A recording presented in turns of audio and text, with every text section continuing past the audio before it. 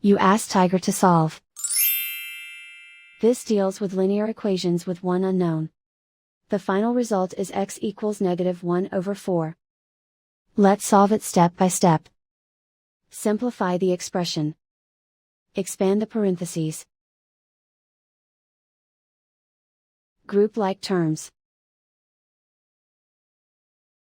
Simplify the arithmetic. Group all constants on the right side of the equation.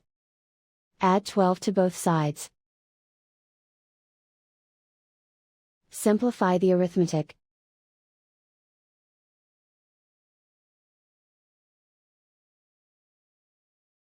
Isolate the f. Divide both sides by 4. Simplify the fraction. And so the final result is x equals -1/4.